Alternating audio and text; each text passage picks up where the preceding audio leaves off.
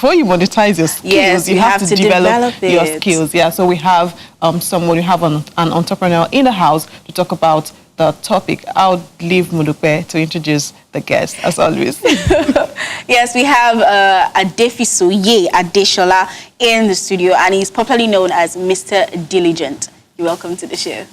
Thank you very much. You know, something really interesting. When we're asking what would you want to be addressed as, he was like, Mr. Diligent. So how did Mr. Diligent come about, by the way? Oh, Mr. Diligent. By God's grace, since my secondary school days, okay, I've been named that nickname. I've been given that nickname. Because you're a diligent student? Yes. Oh, okay. Okay. Definitely yes. Because I'm so full of skills, though I got it from my mother. So my mother has been very diligent.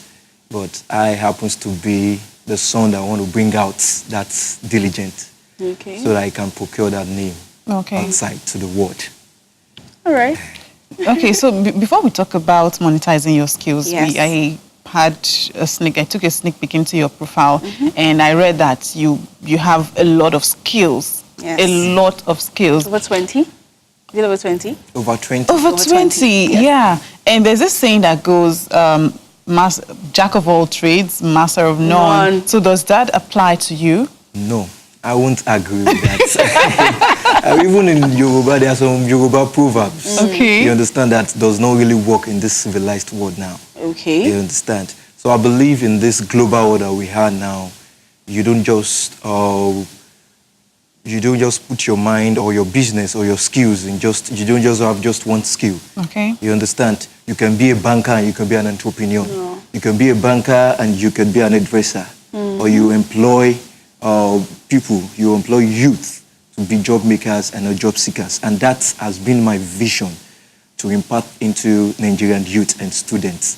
So. Okay, so what has been the turnout like? Because I know that these days, I feel people are even more into entrepreneurship because of the situation of unemployment in the country. But how has the turnout been? You know, how responsive are youths to skill acquisition? The turnout in my introduction stage, when I wanted to start, nothing begins so easy like that, you understand? Yeah. I will tell you the vision is born out of frustration. The vision of this entrepreneurship empowerment is born out of frustration because I have also been in the shoe of searching for job here and there, and you depend on your uncle or your sisters, and they promise you, and you could have felt relaxed that they're going to get me. So at the end of the day, nothing is coming out. So I felt that day when God gave me that vision and said, son, you just have to, because I take God first in everything I do as an entrepreneur. So by God's grace, let me thank God that the turnout have been so impressive at this stage. But at the introduction stage of my entrepreneurial vision, it was not that easy. It was not very, very easy at all. But I was just determined because I'm sure of the vision. The vision is so clear. I understand. So.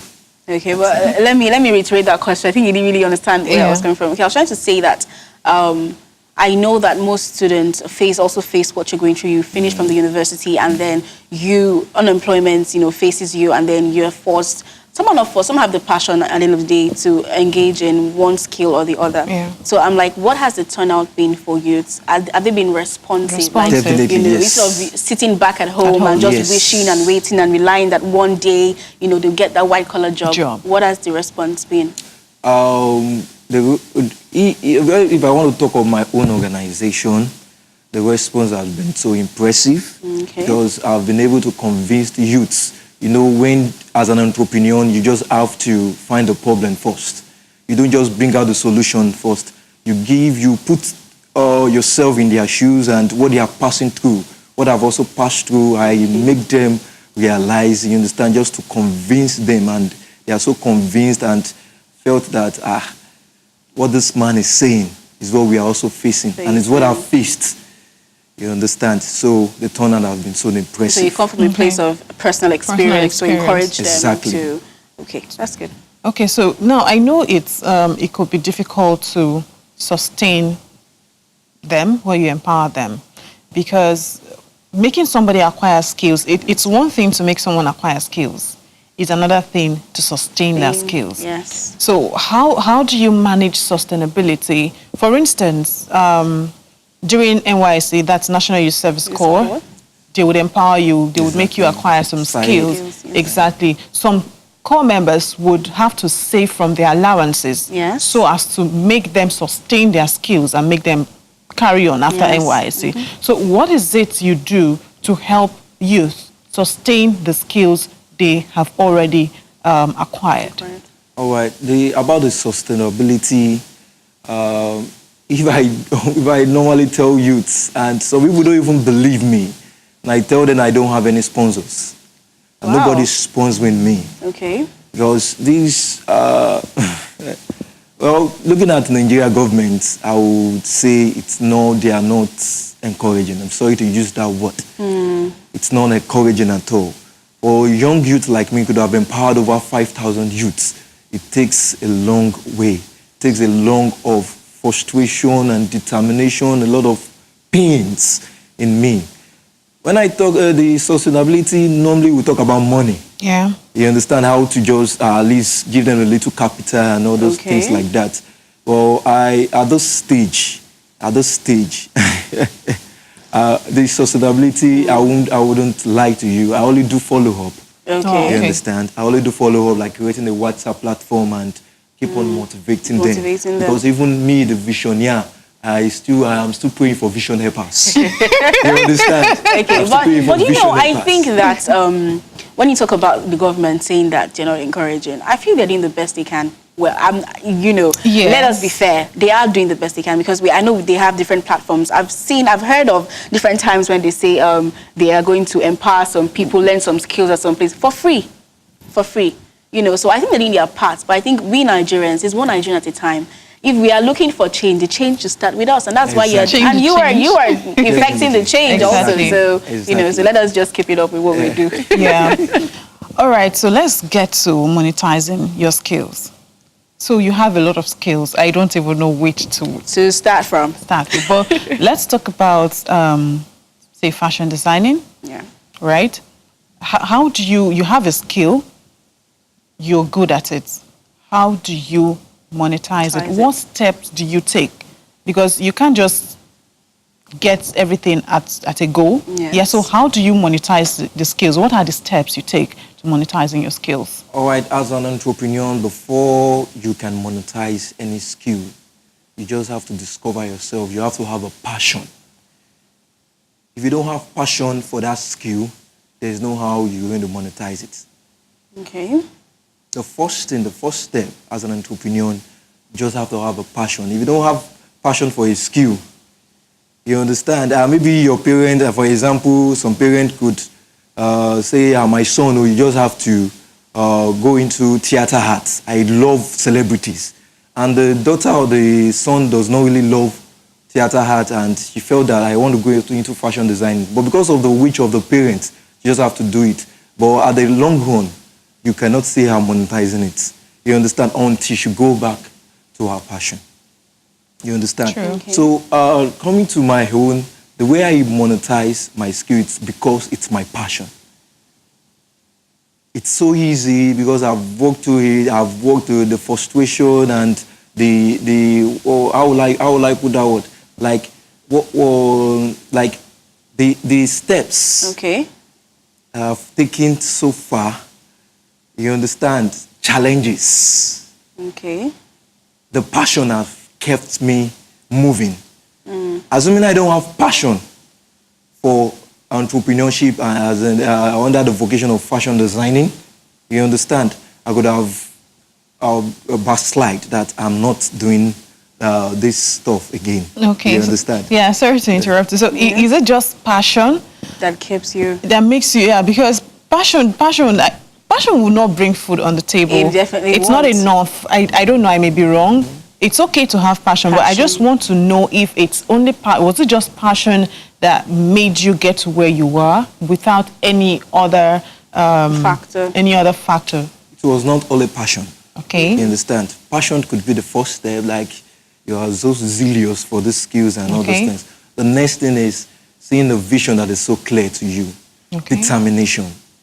Okay. Once you are determined, you zeal up your mind that, yeah, I'm going to get there. I'm going to turn this skills into how to raise myself financially, to sustain myself, to monetize the skills into financial income, cash flow.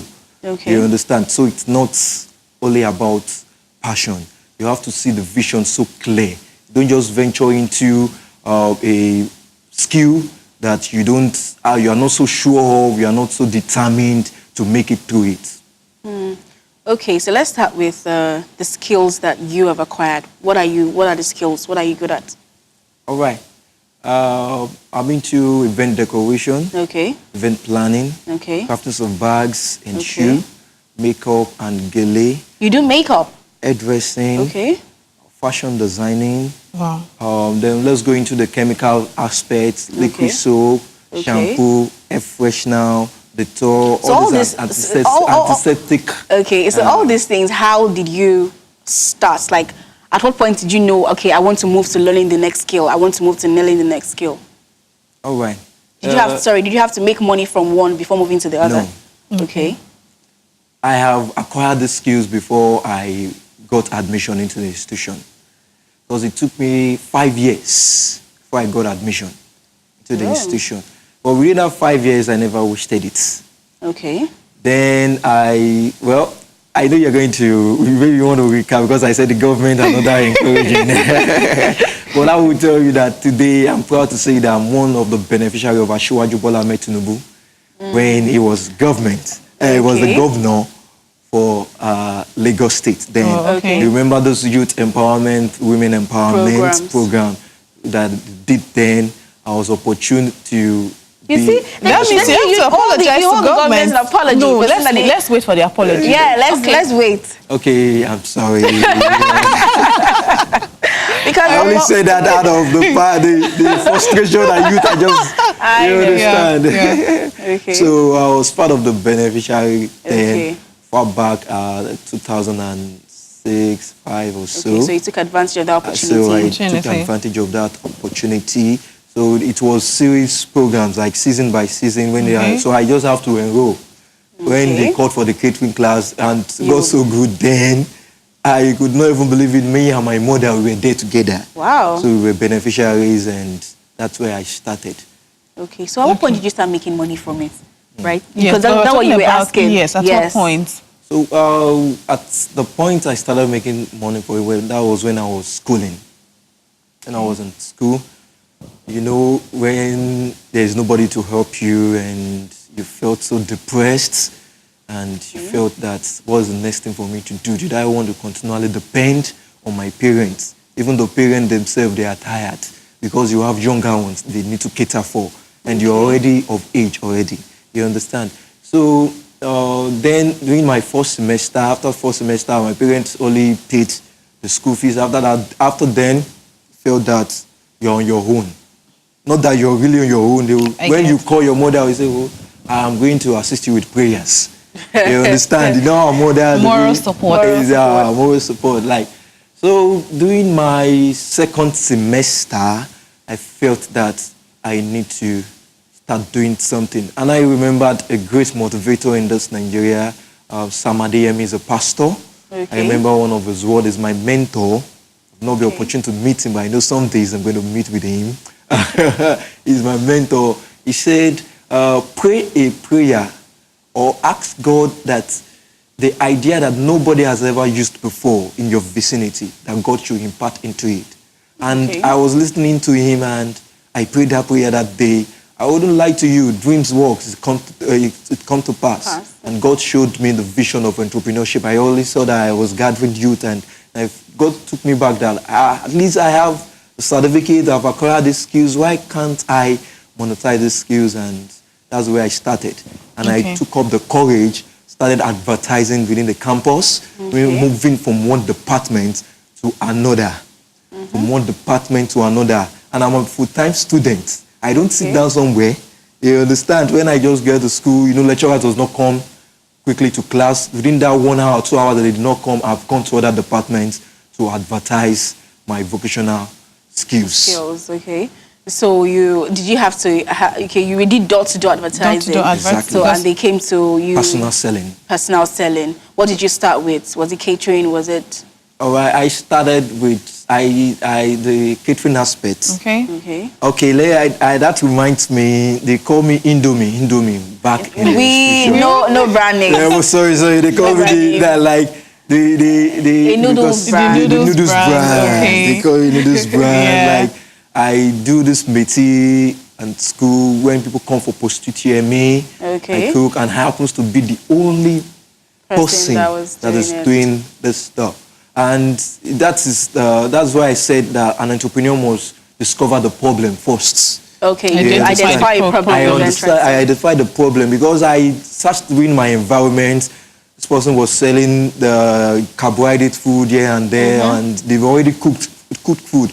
Well, I just felt that fast food, you understand? So I started like that.